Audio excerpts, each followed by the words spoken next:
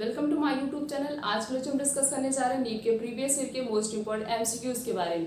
सबसे पहला क्वेश्चन है, protein are broken down into amino acid. Protein जो है वो किस में चेंज होता है? अमाइनो एसिड में चेंज होता है। हमें ये बताना है कि प्रोटीन जो अमाइनो एसिड में चेंज होता है वो कहाँ पे होता है। पहला ऑप्शन है, क्या बक्कल कैविटी के अंदर होता है, या फिर हमारे स्टमक के अंदर होता है, या फिर हमारे इंटेस्टाइन में होता है, या फिर हमारे रेक्टम में होता है। Protein will break down into amino acid in the intestine. Protein amino acid में चेंज होता है किसके अंदर? हमारे इंटेस्टाइन के अंदर। So the correct answer is सी।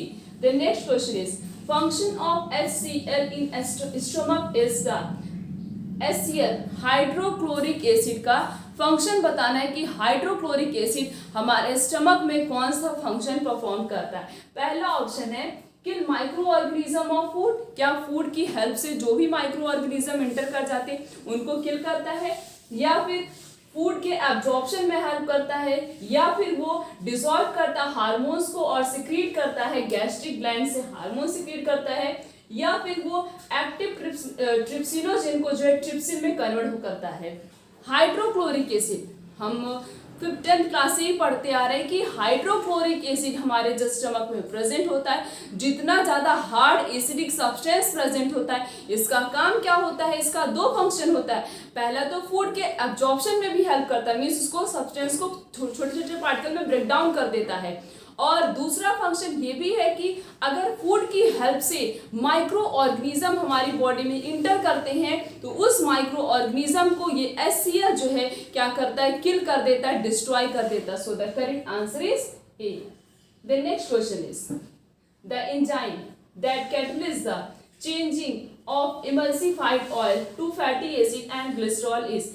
ऐसा कौन सा एंजाइम है जो कि फैटी एसिड, मतलब जो ऑयली सब्सटेंस होते हैं और ये जो फैटी एसिड को ग्लिसरॉल ये सब जो होता है इसको क्या करते हैं? इमल्सिफाई करता है। ऐसा कौन सा एंजाइम होता है? पहला ऑप्शन है, क्या पेप्सिन करता है, या फिर लाइपेज करता है, या फिर अमाइलेज करता है, या फिर सुक्रोज करता है।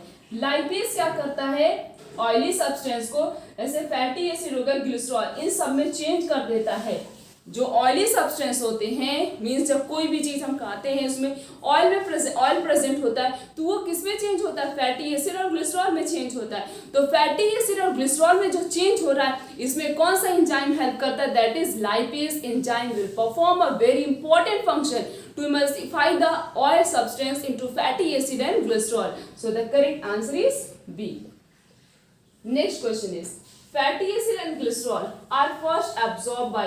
सबसे पहले फैटी एसिड और ग्लिसरॉल को एब्जॉर्ब कौन करता है? जब हमारी बॉडी में कोई भी हम ऑयली सब्सटेंस खाते हैं, जब ये ब्रेक डाउन होता है, टूटता है फैटी एसिड और ग्लिसरॉल में, हमारा ब्लड जो होता है उसको एक्सेप्ट नहीं करता है, बोलता है इसको हम डाइजेस्ट नहीं कर सकते, उसको वो डाइजेस्ट नहीं कर सकता तो उसको एक्सेप्ट नहीं करता है। एक्सेप्ट नहीं करता है तो ये फैटी एसिड और ग्लिसरॉल रहेंगे तो हमारी बॉडी के अंदर ही ना, तो रहेंगे हमारी बॉडी के अंदर, तो कहाँ पे जाएंगे? इनका एब्जॉर्प्शन कहाँ पे होता है? सबसे पहले पहला ऑप्शन है, क्या लिव की वेसल्स करती हैं, या फिर हमारी ब्लड्स करती हैं, या फिर हमारी ब्लड कैपिलरीज करती है, या फिर हेपेटिक, जहाँ पे ब्लड का नाम लिखा गया वो सब बिल्कुल नहीं होगा। रही बात उसके बाद हेपेटिक पोर्टल वेन की, तो इसका भी ये फंक्शन नहीं परफॉर्म करता। बचा क्या? हमारा लिम्फ वेसल का बचा। लिम्फ वेसल क्या करता है? जो लिम्फ के पास वेसल्स प्रेजेंट होती है वो क्या करती हैं? इस फैटी एसिड और ग्लिसरॉल को एब्जॉर्ब कर लेती, बोलती जब कोई नहीं एब्जॉर्ब कर तो मैं इसे एब्जॉर्ब करूंगी। मीन्स ये लिम्फ की जो वेसल्स हैं वो फैटी एसिड और ग्लिसरॉल को एब्जॉर्ब कर लेती, फिर ये और भी छोटे छोटे पार्टिकल में ब्रेक डाउन होता है, फिर ये प्रोटीन में कन्वर्ट होता है। जब ये प्रोटीन में चेंज होता है तब हमारी ब्लड जो है इस फैटी एसिड और ग्लिसरॉल को एक्सेप्ट करती हैं। बट ऑयली सब्सटेंस के फॉर्म में, मीन्स फैटी एसिड और ग्लिसरॉल के फॉर्म में हमारी ब्लड इस सब्सटेंस को एक्सेप्ट नहीं करती हैं। तो सबसे पहले फैटी एसिड और ग्लिसरॉल जो एब्जॉर्ब कहाँ पे होता है? लिम्फ वेसल्स में। सो the correct answer is A. The next question is, substance which are not related with hepatic portal circulation is। इन चार में से ऐसा कौन सा सब्सटेंस है जो कि hepatic portal circulation, means hepatic circulation जो होता है उससे उसका कोई भी रिलेशन नहीं होता है? अमाइनो एसिड का होता है, ग्लूकोज का भी होता है और फ्रक्टोज का भी होता है, बट फैटी एसिड का कोई भी रिलेशन नहीं होता, क्योंकि फैटी एसिड जो है ये जाके कहाँ पे एब्जॉर्ब होती है, लिम्फ वेसल्स के पास। So the correct answer is B. Next question is pancreatic juice is, pancreatic juice का नेचर कैसा होता है, मीन्स ये अल्कलाइन नेचर का होता है या फिर एसिडिक नेचर का होता है या फिर न्यूट्रल नेचर का होता है या फिर एसिडिक और अल्कलाइन दोनों नेचर का होता है। जो हमारा पैंक्रियाटिक जूस होता है वो किस नेचर का होता है, that is alkaline in nature. So the correct answer is A. Next question is bilirubin biliverdin are present in, bilirubin biliverdin कहाँ पे प्रेजेंट होता है, पहला ऑप्शन है क्या ये पैंक्रियाटिक जूस में प्रेजेंट होता है या फिर स्लाइवा में प्रेजेंट होता है या फिर बाइल जूस में प्रेजेंट होता है या फिर इंटेस्टाइनल जूस में प्रेजेंट होता है। बिलिरुबिन वेलिवेरिडिन क्या है, एक प्रकार का पिगमेंट है, क्या एक प्रकार का पिगमेंट है। कौन सिक्रीट करता, हमारा लीवर, लीवर क्या सिक्रीट कर रहा, बाइल सिक्रीट कर रहा, तो बाइल के अंदर बिलिरुबिन वेलिवेरिडिन पिगमेंट प्रेजेंट होता है। यही पिगमेंट तो अगर बॉडी में स्टोर होने लगते हैं, यही तो आगे जाके पीलिया का रूप लेते हैं, मीन्स जॉइंटिस इन्हीं की वजह से ही तो होता है। तो बिलिरुबिन और वेलिवेरिडिन कहाँ पे प्रेजेंट होता है, हमारे बाइल जूस में प्रेजेंट होता है। बाइल जूस कौन सिक्रीट करता है, हमारा लीवर सिक्रीट करता है। So the correct answer is C. The next question is the initial step in the digestion of milk in human is carried out by, means baby के अंदर milk का digestion, milk के digestion में कौन help करता है।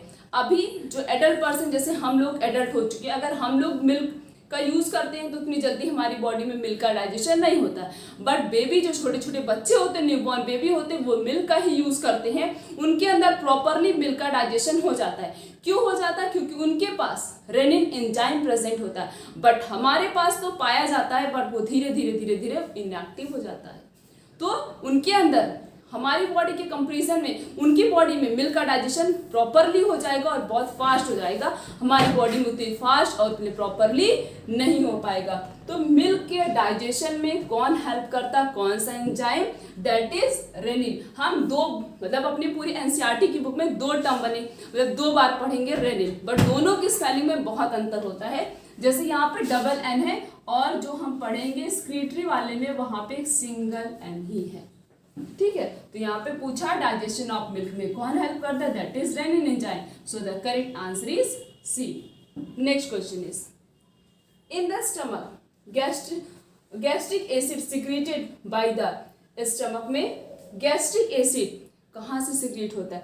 पहला option है क्या ये गैस्ट्रिक सिक्रेटिंग सेल से सिक्रेट होता है या फिर पेराइटल सेल से सिक्रेट होता है या फिर ये पेप्टिक सेल से सिक्रेट होता है या फिर ये एसिडिक सेल से सिक्रेट होता है। किससे सिक्रेट होता है, दैट इज पेराइटल सेल से जो है क्या सिक्रेट होता है, गैस्ट्रिक एसिड सिक्रेट होता है। So the correct answer is B.